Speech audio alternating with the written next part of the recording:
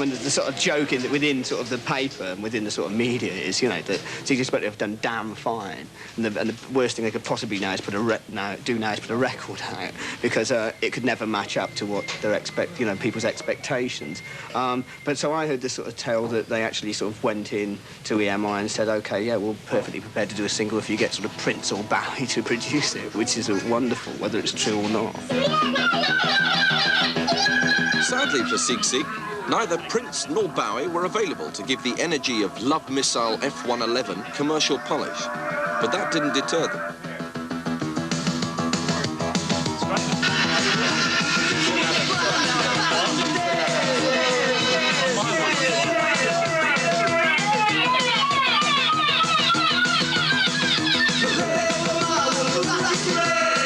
Ever ambitious, Sigue Sigue turned to someone who was not only a superstar producer of hit records, but also an Oscar-winning film composer, Giorgio Moroder. Well, it's a combination of electronic driving bass line and drums and that kind of a wild guitar. I liked the fact that they used sound effects from videos, from movies, and it's kind of a very unique sound. With the combination of video, it's going to be great. You just draw the drums when you want, right? I personally think or it's a big success or it's a big flop. It's probably nothing in between.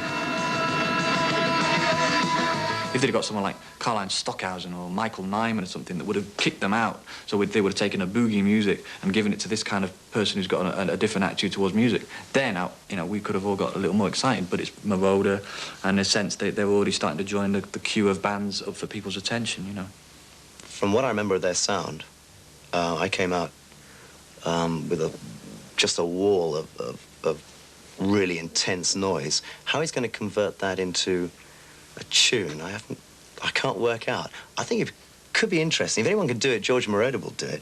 So again, well done to them. Another good move. The great thing about it is, and I have to say this, every time I walk through these hallowed portals of EMI, I always hear the words... part of history. No, I always hear the words of John Rotten ringing in my ears. EMI, an unlimited supply. Seems rather ironic. Here we go again. With 5 weeks to go before the release of the single, Tony James and the group's publicist, Magenta, call on EMI to discuss the next stage in the campaign, giving the record sleeve Sigue Sigue appeal. And I had this idea that I want to make the record seem kind of international, global. I think for Sigue Sigue Sputnik, we want to get away from this idea of that kind of London group. You know, the general thing, especially with punk, it was all meant to be Shepherd's Bush or Brixton.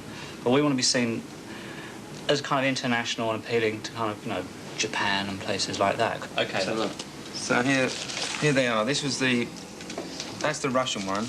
Let's just look at that variations. first. Yeah. Full variations. Right. Yeah. I always liked EMI right from the get-go.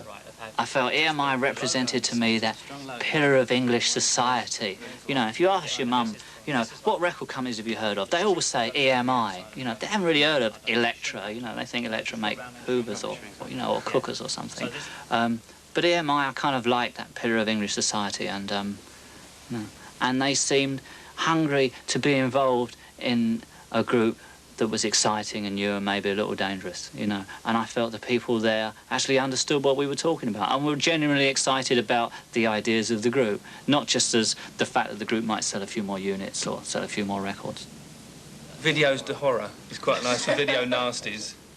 And in German, it's ultraviolet is really... Video nice is video cassette and brutal. And ultraviolet is ultra... Go, whatever that is, gewaltig kite, which is really nice. They have a way with words, don't they? Are there any great German poets? I don't think so. Just a few. They're obviously keen to take things to extremes in some directions. Are you worried that that's going to get you into trouble as well as them? I don't think... I mean, it's a difficult thing for us because, in that sense, you have a band that is energetic, to a point musically aggressive, have some very strong visual ideas which we're transferring into video, not in a normal pop promo format. And it's not something that we would want to do as a record company, to compromise how they see themselves or how they want to be.